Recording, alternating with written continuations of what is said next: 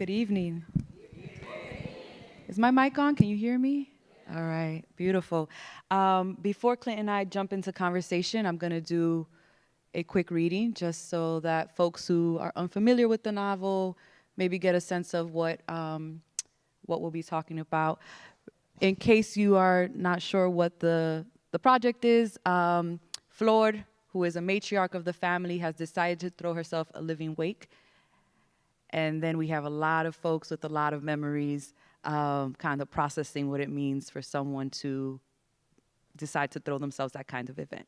And we're going to start with Flor and one of her memories in order to kind of get our feet under us. So this is my first event in a very long time for one of my works like this. And I'm gonna just keep it real. Like, it's weird. It's weird. Mama Liz is here. We all out here. Y'all are beautiful. Thank you for coming. Family lore. Flor had always carried the mark of death. It was known from the moment she was born and wouldn't stop crying that she had not been fully wrenched from the before. It was the cry of a colicky baby, but one that could not be soothed by Valeriana con Flor de Tilo. Only when dreaming did the baby version of Flor cease fretting, and then the child was even more frightening. She slept with her left eye halfway open, the iris flickering as if she viewed some silent film, drifting so almost nothing but the whites showed. Sometimes baby Flor would wake on a start, a night-splitting scream torn from her throat. Some days she woke on a whimper. Eventually, Matilde, the eldest sister, figured out that if the child was being held before she fully came to, she would settle more easily into the realm of the wakeful living. The first time Flor had declared someone would die was rather matter of fact. They'd been at the breakfast table, and Flor, precocious at 5, had been serving rolls of pan de agua to the family. Her parents were talking in hushed tones about traveling 3 towns over to visit one of the great aunts. It's too late. Your tia died. Movement around the table stilled. Everyone but Flor. Mama Silvia did the sign of the cross, shooting a glance at her superstitious husband, who looked to have stopped breathing at his end of the table. ¿Qué fue, niña? No hables de lo que no sabes, Mama Silvia scolded. She scuttled her fingers along the gold chain links enshrining her neck. Se murió hace 5 días. Balancing the tray of bread in one hand, she wiggled all 5 fingers of the other. She wants her rosary back. Flor stopped the wiggling, her good eye landing on her mother's fingers. The girl edged around to her father's end of the table, approaching to offer a bun, and she pretended not to notice as he slid his knee just enough to avoid her skirts brushing against him. At the other end of the table, Mama Silvia beckoned the girl. Flor was not a grasping child. In fact, she largely left things fall from her fingers, dishes, ribbons, aspirations to be anyone's favorite. Mama Silvia brought the girl close until their faces were inches from each other's. No one knew about the gold rosary. It was a secret between her and her tia. ¿Cómo tú lo sabes? Her mother whispers. I dreamt my teeth shattered, but it didn't hurt. They just crumbled, and I tried to pick them up from the floor, but they were dust, piles of dust. And then a very, very old lady pointed to her neck, and she told me when you mentioned her, to tell you she wants it back. Mama Silvia packed that same day, mounted a wagon that would take her as far as 2 towns over, where she would have to hop on a burro. The babe in her belly kicked incessantly. The doctor had told her not to have any more children. She'd lost 3 before this one. Each time Flor would have a nightmare, and the next morning, Mama Silvia would wake to find blood trickling down her leg. For Flor, life washed over her, but the alarm system that most folks have that trips them onto flight or fight was muted. She simply knew too much about where either choice led. It's what made the few fears she had so distinct. These fears were so singular in an already odd child that they were brushed aside. It didn't seem to matter where her place in this wide world would be, or the convent or wherever, since her place in what came after didn't scare her in the least. Flor had planned many funerals in her life, for her father, her husband, but no planning raised the hair on her arms or kept her up at night the way planning her own services did. Imminence careened towards her, ready to reach into her chest, grab onto her heart, and take over the steering wheel. She was a woman driven, and she needed to gather her kin before it arrived. She knew, she'd known, the truth that is the truth, but is also the truth she did not want to tell. Her teeth shattered. In a dream, of course, the night before she'd watched the documentary, and the pain of the enamel crumbling had been excruciating. And in that dream, when she'd reached fingers into her mouth and rummaged through the rubble of incisors, canines, and molars, the name her fingers latched onto and pulled from between her lips didn't have too many letters at all. Why, it was barely more than a small, breathless incantation. Flor, flor, flor. And then I'll read this second section. There are interviews strewn throughout, and folks will kind of discover why these interviews are here. But Flor, interview transcript translation. Ona, and that's where you think it starts? Flor, yes, of course. It begins in the body for me. I have sometimes felt like an occupant in this flesh, something that is being hosted. And so I had my first love. Although looking back, those were a youngster's emotions. I truly became human when I became pregnant with you. Nothing, not even making love, had ever arrived me to my own body like growing another person. It was primal, physical, the sensations that became new to me. I would wake up and brush my teeth, and the moment the toothbrush touched my tongue, I would begin to gag. A visceral shock from the dream world to the body. You know me, Ona. I struggle with decisions sometimes, but from the moment I learned I was carrying you, the most animal of choices became easy. What do I want to eat? Not that, yes, this. I would stand at my station at the button factory, and hunger, urinating, resting were sensations as loud as the machines whirring around me. The cues were urgent, unignorable. I have never known so clearly what I wanted and needed at almost all times. I remember one day walking through Morningside Park. You know that patch by 110th where the baseball fields are? They had just mowed it, the tractor not yet having rolled off the field. And I swear to you, I wanted to drop to my knees. The grass smelled alive, the milk of each cut blade sweetening the air, and I felt like my nose picked up every single drop of dew. I'd known beautiful fields and admired trees and birds, but with a second heartbeat in my body, my senses were electrified. You grounded me here with both feet on both knees, stooped on all fours, heaving to bring you forth. I have known death since before I was born, but I had not truly known life until I gave it to you.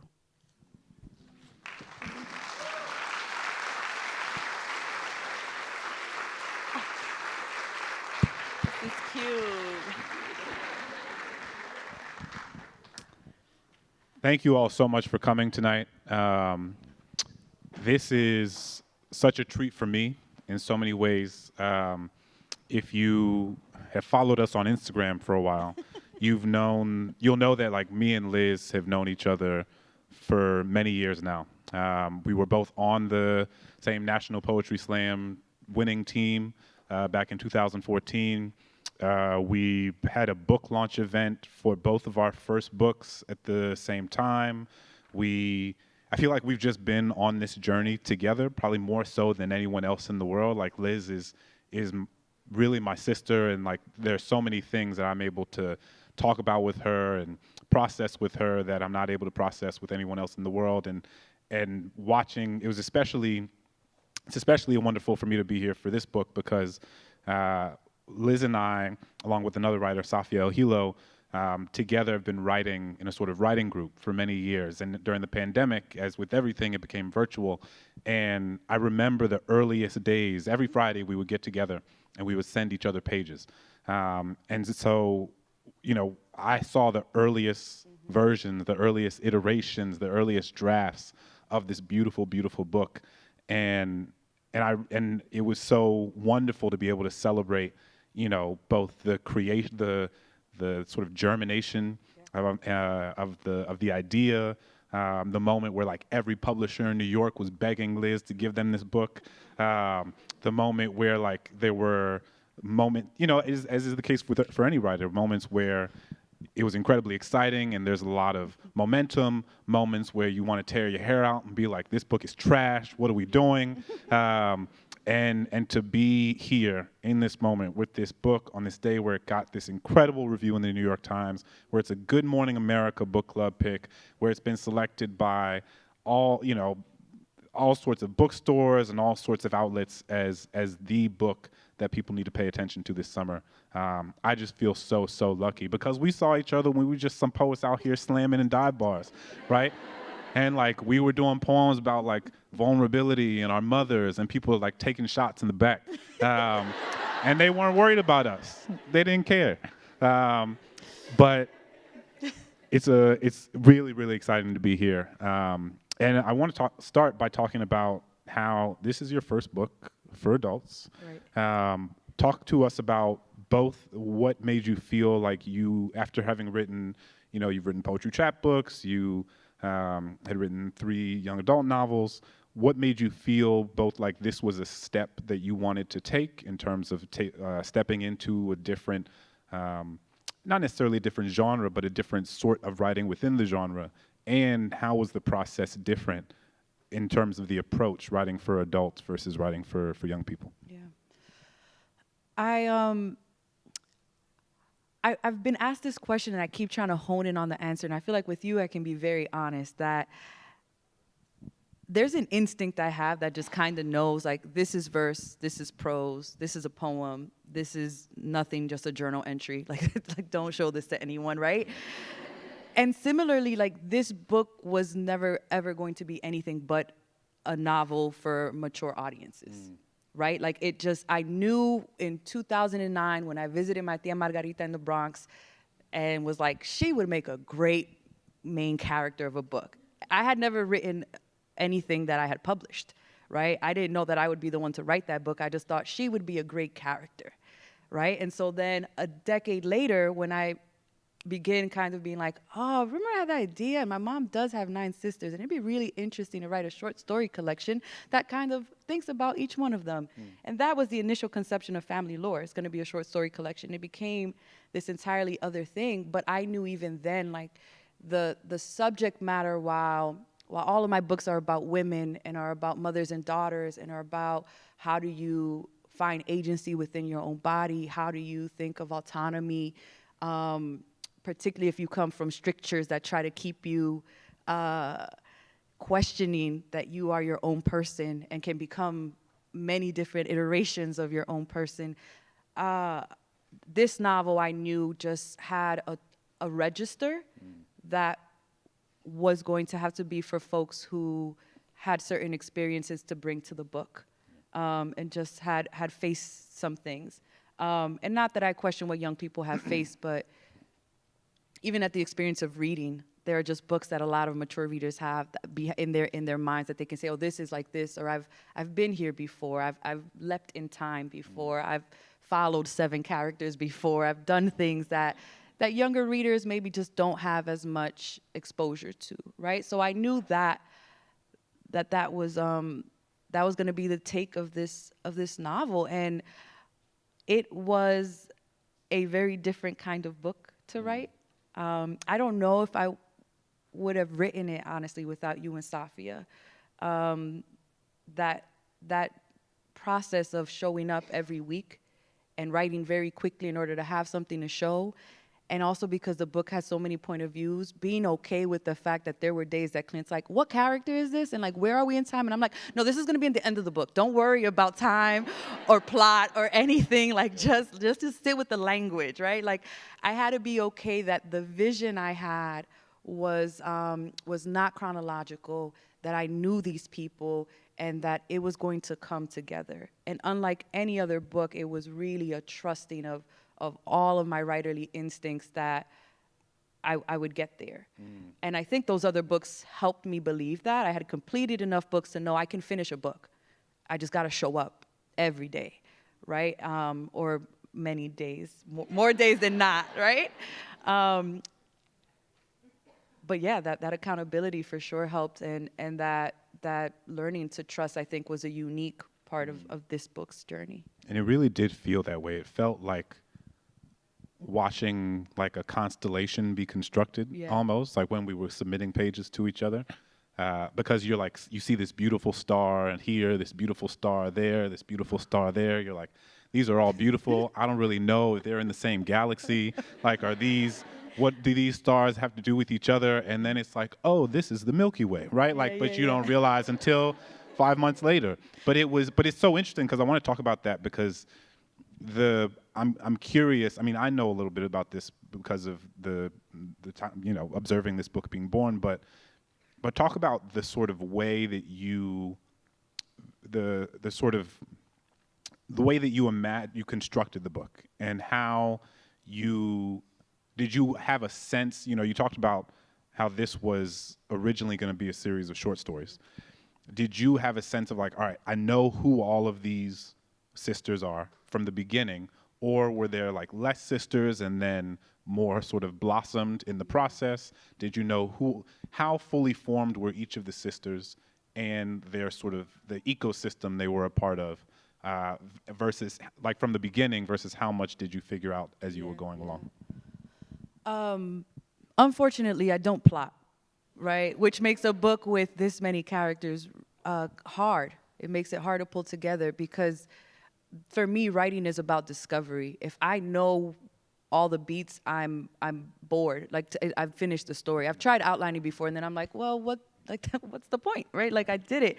There's discovery in language in that still, but I feel too constrained. And so this book, probably more than others, I at least had beats to an extent, but even that was over time. I never sat down and like, I'm gonna take a week and figure out all the things that happen in the story. What I did was I had a blank wall, and I stole this from I May Destroy You, right? So like, I didn't make this up. I was watching the series and was like, that's a great idea. You should like put Post-its up, right? And I had each character's name, and then I would kind of just put like, when Ona discovers she has an alpha vagina, when Ona discovers she has fibroids, when Ona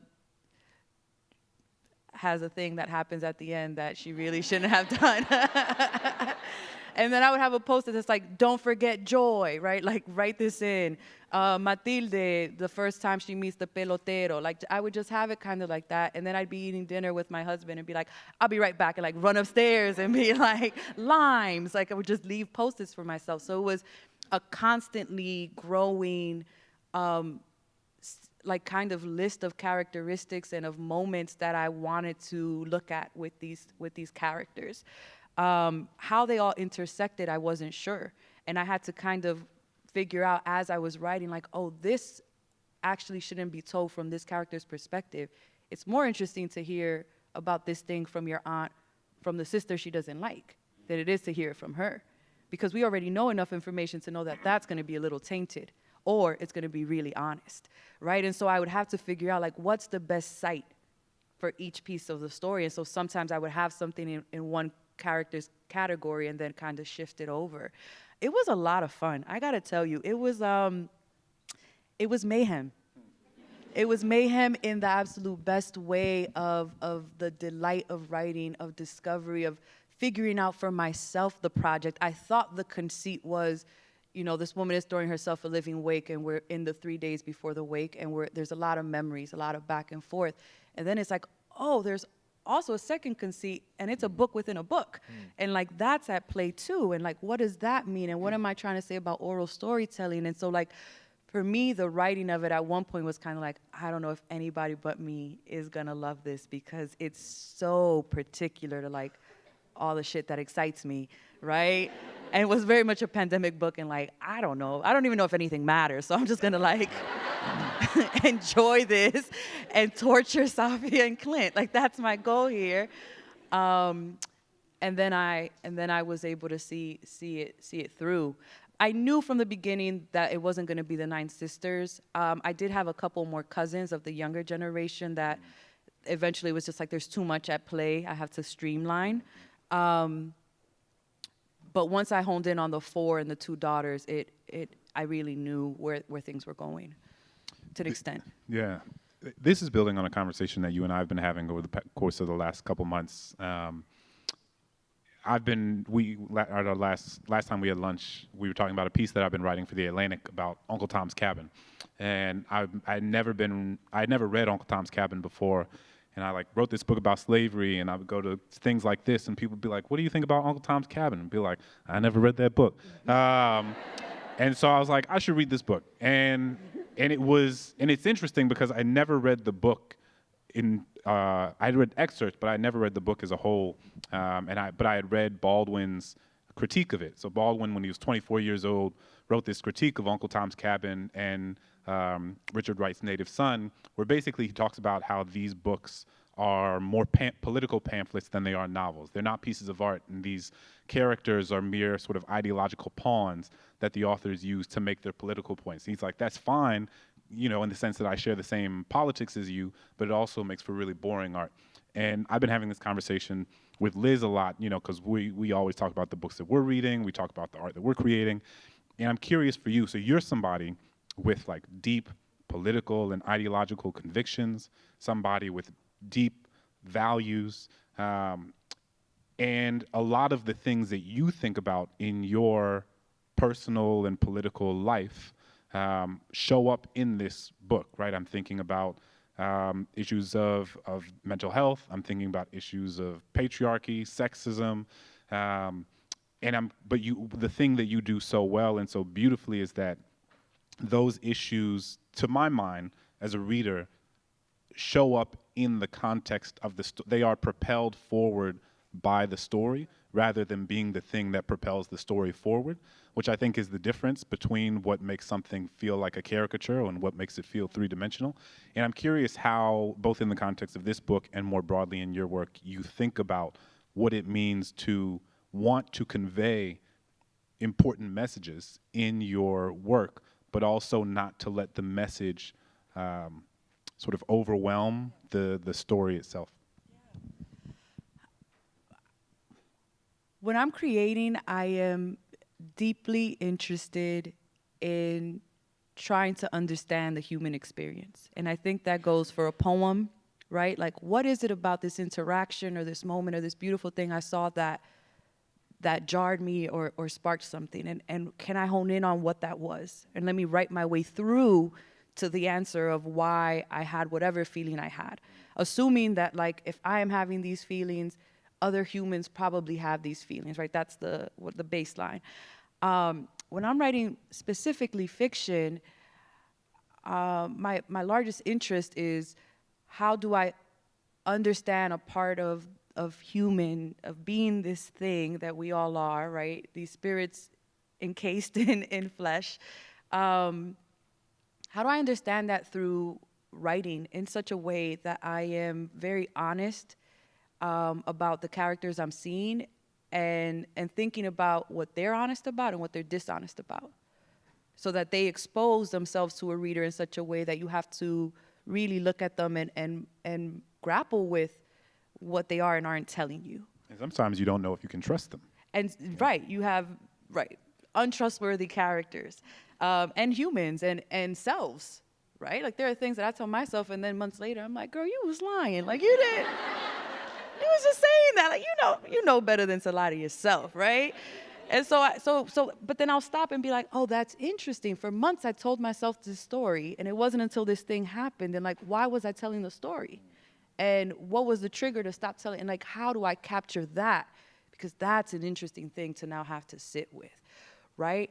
I assume and I trust that the ways I want the world to be shaped will come out in the book without my having to be heavy-handed, right? I assume that there's just so much, in the same way that we can criticize certain writers because they just have things baked into them they can't even see, right? And how they dehumanize people. I think that some of my beliefs and my values are baked in. And the joy of a book like this is that because there are so many different characters, then some of those beliefs are challenged by the characters on the page themselves. And I have to think about, why is it that the younger generation calls themselves Afro-Latina and the older generation doesn't talk about race at all?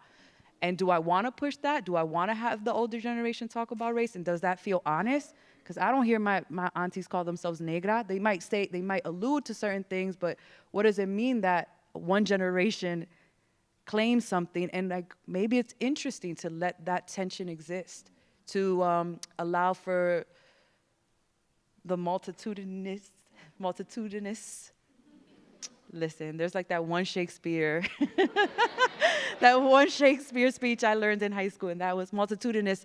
Parts of ourselves to just be, right? And I trust that. And there are books where I can point out. There is one section in Imani Santiago where I said we have to talk about blackness, and it's Liz.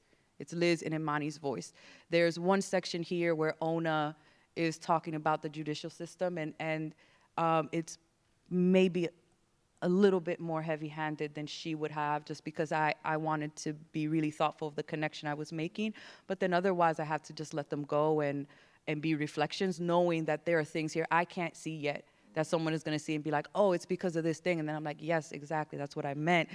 That I meant for that to come to the surface, but it's true. It is what I thought and felt, but it comes in differently, and we expose ourselves when we expose characters. I don't think you need the plot to do that work. The plot for me is just like the trails, the tracks that the train rides, right?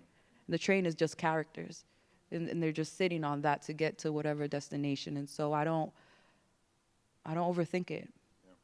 And I think that one of the things that, that the novel, the beauty of the genre, is that it allows you within the text to sort of wrestle, to question yourself. You alluded to this, right? Like, you might be like, I carry a certain set of beliefs, a certain set of convictions, and you can create a character who's going to challenge those convictions. It's almost like having a debate club with yourself, but like, you can see why I had fun. Yeah, I mean, it's like when you watch Debate Club, like, whenever I see like, what's that movie with Denzel Washington?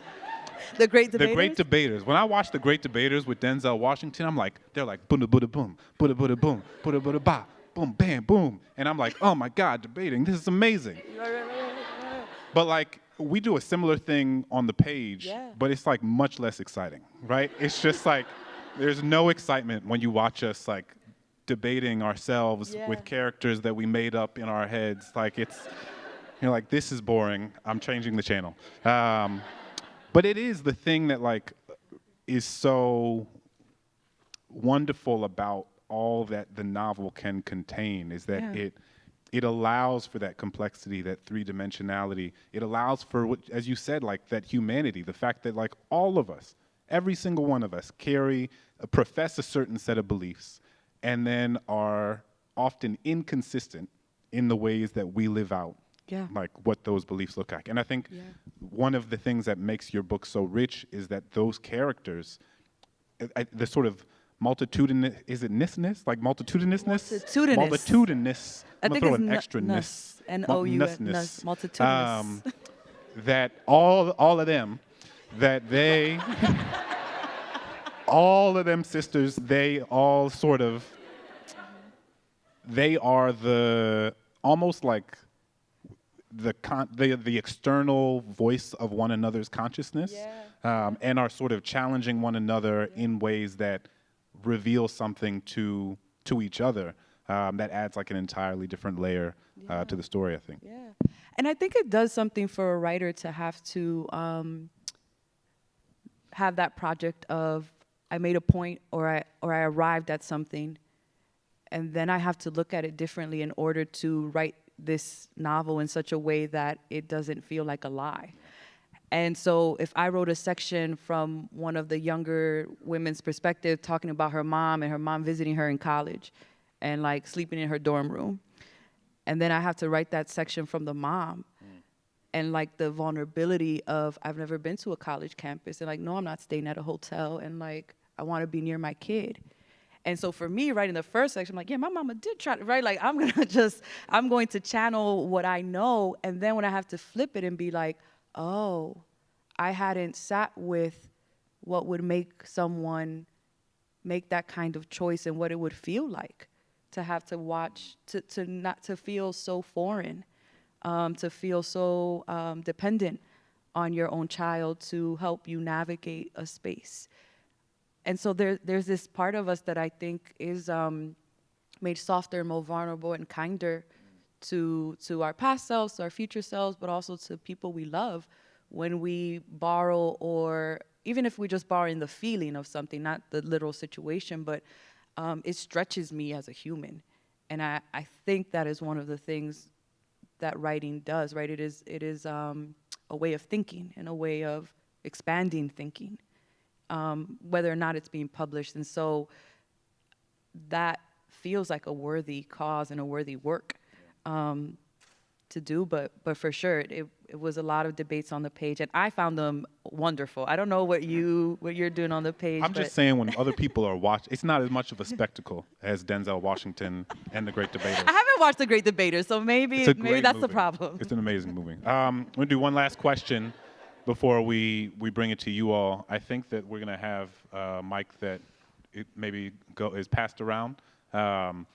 But you know, as I said, Liz and I have been on this journey together, and you know, back when we were young 20-somethings out here, 2 a.m. on U Street, jumbo slice, like whoop whoop, here we go.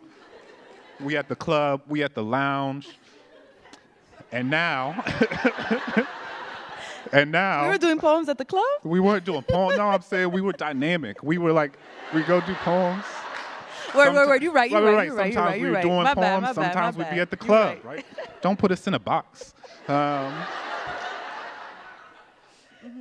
And now we're like parents, and we're boring, and we're asleep on the that's couch. why I know you lying. I'm like, I've always been I'm old talking and boring about and when we sleep. were back in the day. Well, anyway, so, but you're a mother now. Yeah. And I'm curious about how motherhood has changed you as a writer. Yeah. If it has, and what it, and more generally, like what it, you know, you and I, again, have had lots of conversations about how much bringing like a little human into the world changes everything. And so I'm curious how it's changed you, how it's changed your writing, how it's changed your relationship to what it means to be a writer, with this little nugget hanging out. Yeah. The section that I read about Flor describing how giving birth kind of grounded her, I remember writing my first trimester when I would take walks on the wharf, and I would walk by the fish market, and that is a distinct stench.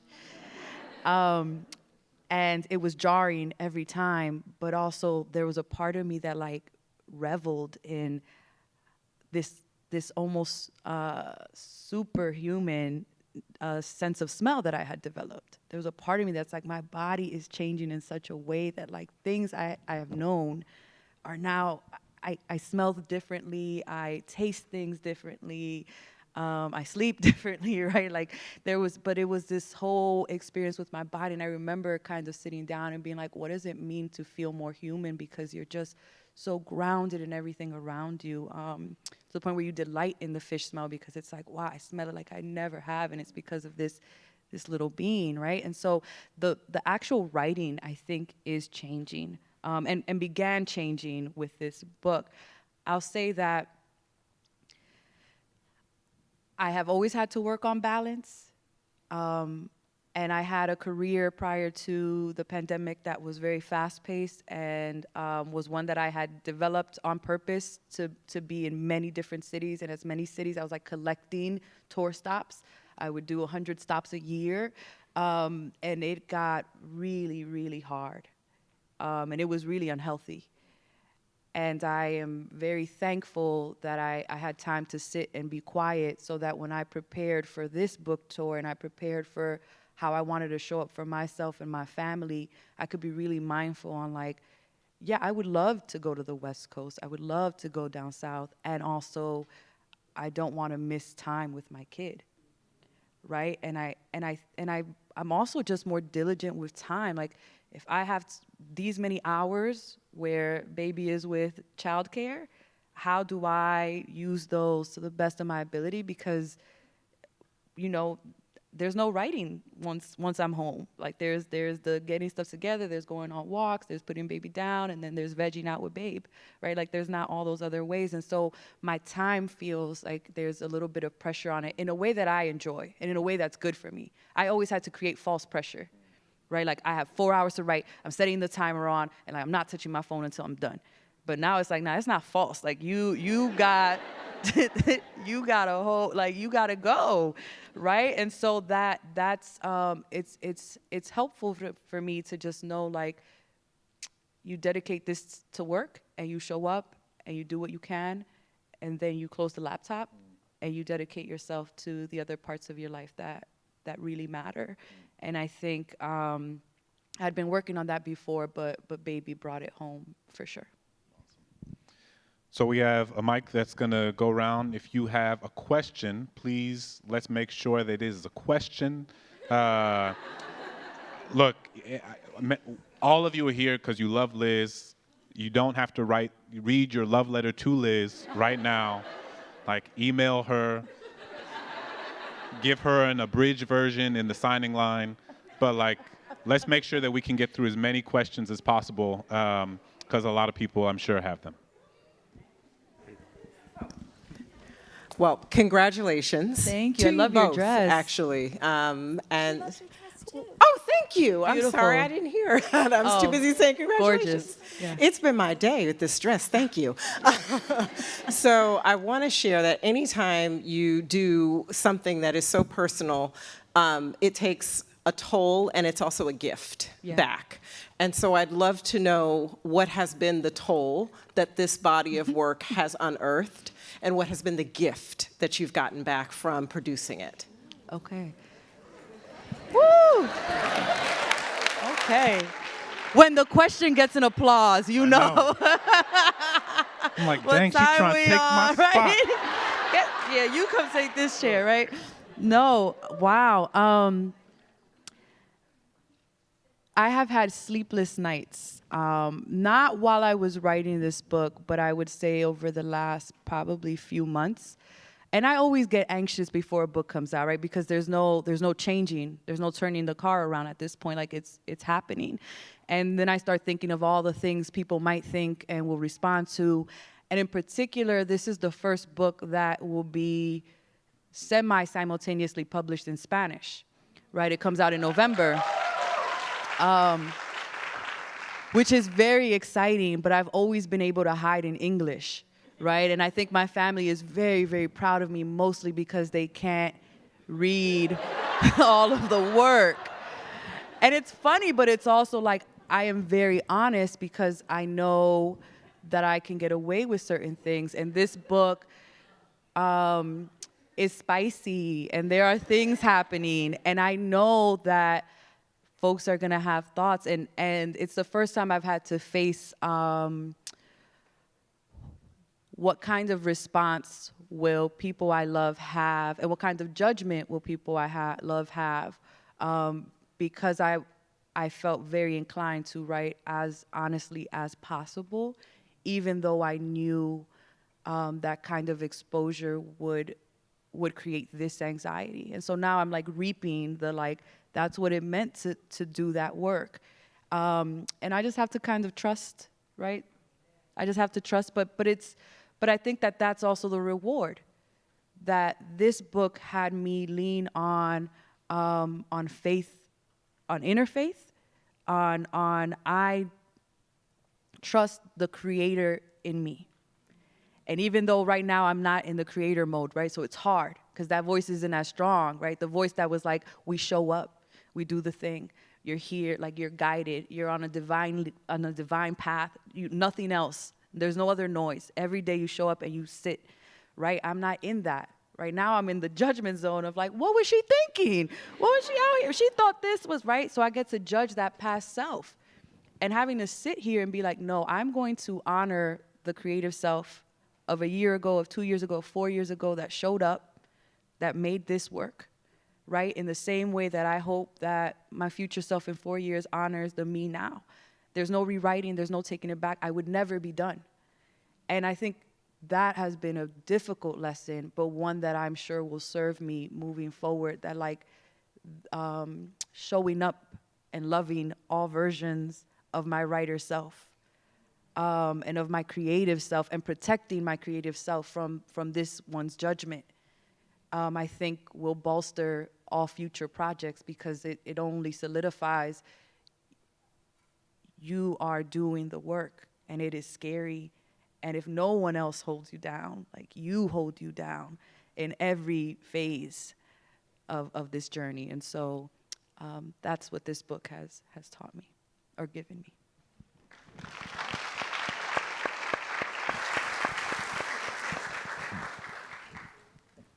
Hi. So my daughter, she is 14 years old. She's right here. She's a little shy, but She looking at you like, when we get home, mama. girl in the car, but okay. Anyway, so she is a dynamic writer and poet. She is fantastic. She performs throughout the DMV. But my question to you, she actually loves your books. We have Poet X, we've done Fire on High. She read it in a week, wouldn't put it down. And you did Clap When You Land, right, in school? Okay. She's a little shy at first. But anyway, what advice do you have to a young writer? She aspires to write her own book. And I just want her to know that the sky is the limit. And I wanted to put her in spaces with people that are doing great things. So any advice for a young writer?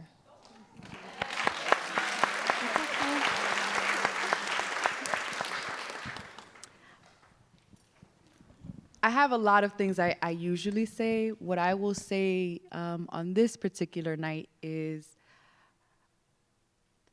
I think what is helpful when you're writing is to have writers you really love that you can turn to, right? And let that be kind of, you're starting to create your writing ancestors, the people whose lineage you write in.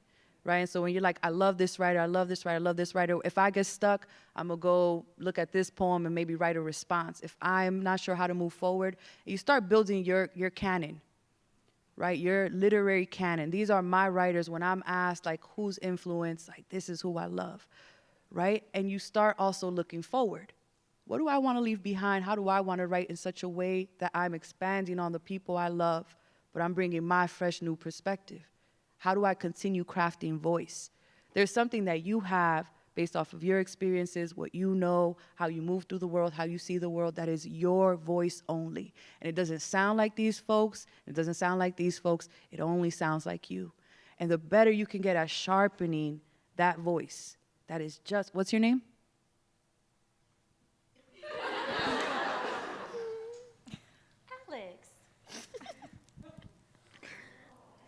Alex. The more that you can say, how do I get as close as possible to Alice's voice, right? Like, that's where the magic is. Because no one else is going to compile all the different things you've seen and done in quite your way. Even if your way is shy, even if your way is quiet, even if your way is like, I'm loud on stage, but I'm going to be in the cut over here, you let all of that come through because that's where it is. And so I think it's knowing a lot of folks and a lot of writing so that you can say, and this is how I'm going to come in sideways, and I'm going to come in through this angle, and I'm going to do it this way. And I know my history, and I know enough writers that I know what I'm doing, but it's also always uniquely mine. And so that's the one piece of advice I'd give to you, Alice. And yes, outfit, yes, leaves, doing it.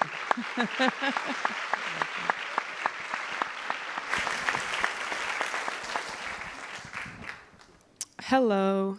Over here, I'm waving. Hi. Hi. First off, I just want to say I'm a huge fan of your work and congratulations on your new book. Thank you. My name is Madison. I'm a writer as well. And I guess hearing you speak kind of touched my heart because it made me realize that, like, you have a very similar process to how I write as well. And I guess that made me feel better about myself because sometimes I feel like I'm writing and I feel like I'm crazy because, like, who is going to understand this? Like, it has no plot. Like, where am I going with it? But something that I struggle a lot with is taking risk and in my writing. And I think that when I was introduced to your work, especially in Poet X, and you were writing in complete verse, I was like, oh, no, she didn't. Like, like, this is so far off from what I'm used to. So I guess my question to you would be, what's your advice to someone like a writer who is struggling to take those risks and to go away from tradition? Thank you for that question, Madison. I think I often have to ask in those moments, like, whose tradition, right? Because that's often where it is. Novels in verse have been around for a long time. And if we talk about oral storytelling and people who memorize poems and griots and troubadours, we know that there are traditions of these kinds of work. I mean, even in the 1800s, they were writing literally novels in verse. They were just blank verse, right? But like those were very common. We lost track of a lot of those books, and then it became a specific YA kind of it only belonged to YA. We don't see as many adult books. But for me, having studied poetry for a long time, I knew like novels in poems exist, and stories in poems have existed predating those, and particularly in certain traditions of the world, right? And so I find that often when I'm afraid of taking a risk, it's because I'm afraid of the audience. And I'm afraid that they won't know where I'm writing from, or that they'll think I'm going against the grain, and maybe I am. But if I'm assuming, oh, I'm actually gonna write a novel in verse because I think there's a lot of folks who will find the poetry poignant and as a way in. Or if I assume, like in family lore, there's probably a lot of people who have heard their families tell story out of order, or have heard their families tell stories but have had a lot of silence where they gotta be like, is that the whole story? I'm gonna go ask somebody else, right? And that might be hard for people. This is not a linear book. And I knew when writing it, like some folks gonna be real mad because they like their beginning, their middle, their end. They wanna move forward. And this book is straight bachata. We're gonna move forward, we're gonna move back. Like you just going back and forth, right? And I'd be lying. Clavis Natera, who is also a Dominican writer, was like, yo, your book is in the bachata tradition.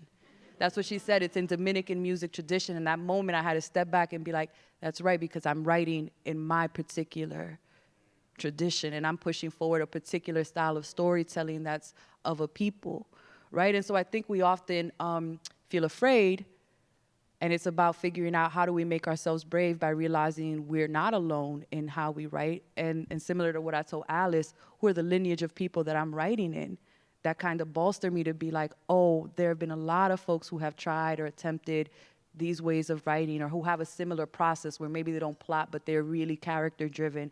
And how do I just remind myself that like I'm guided, I'm not on this path by myself, and like this is also a way to make art, and it is mine, right? And so I think figuring out who you're orienting around, but also what traditions you're orienting around, because then it gives you an answer like, no, I'm writing like this. And I just got to keep reminding myself I'm writing like this, or I'm making up my own thing, right? And that's an answer too. Thank you, Madison.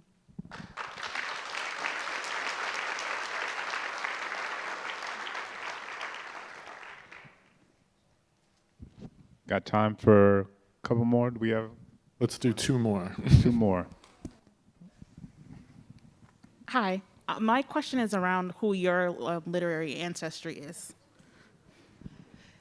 So I consider myself a devotee of the patron saint Lucille Clifton. To me, she is the writer that I turn to. You'll see that in this novel, it opens with a poem by her. You'll see that it closes with a poem in response to her. I love Lucille Clifton. And I would say some folks who aren't necessarily ancestors, but who I consider elders. Jacqueline Woodson, who I love, and her book, Red at the Bone, was a particular novel that talked about family and handled time in ways that I found really interesting and that I kind of found my way into in this book. Julia Alvarez, who was one of the first prominent Dominican writers and has been telling stories about women for a very long time and is very lyrical, right? She's a poet at heart. And I would say, again, not ancestors, but I think it's important to have contemporaries that you feel like are running mates or like folks who you're in conversation with in your work, right? And so Clint, Safia Ohilo, Denez Smith, Franny Choi, Naima Coster. There's a lot of poets and novelists that I'm looking to, and I kind of tell myself I'm not in this thing that I'm making by myself, but those first three folks that I named for sure are ancestors and elders. Yeah.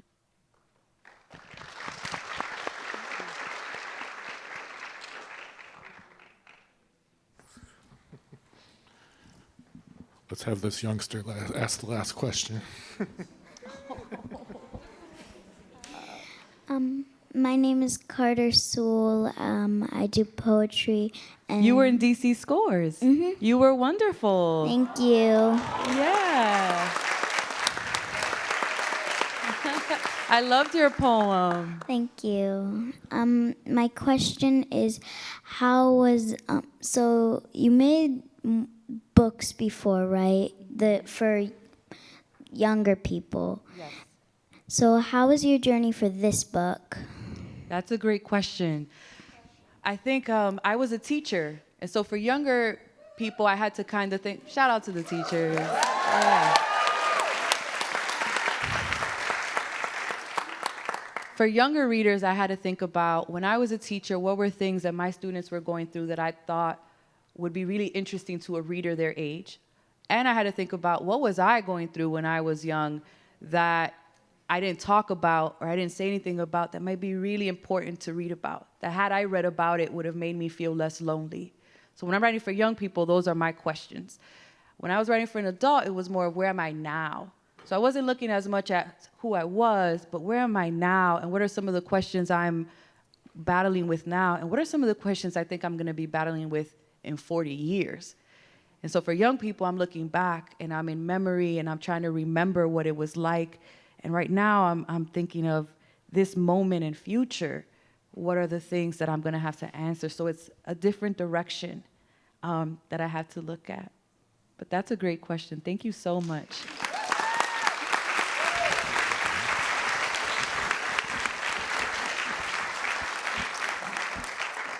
Thank you both very much. I'm sorry that we have to end this. I think we could go.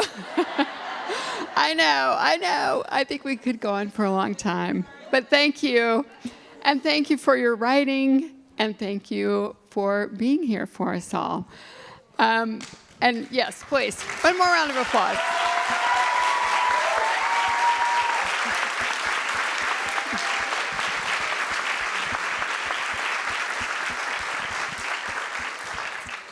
We're so lucky. Just a reminder that we will have a signing line after this. When you go upstairs, it'll be a room off to the left. If you have your wristband, you're all set for the signing line. And if you haven't purchased a book and would like to, they will be upstairs right where they were when you came in. Thank you again for coming and sharing this wonderful evening with us. Thanks to both of you. It's delightful to have you here and hear your thoughts. Have a great evening, everyone.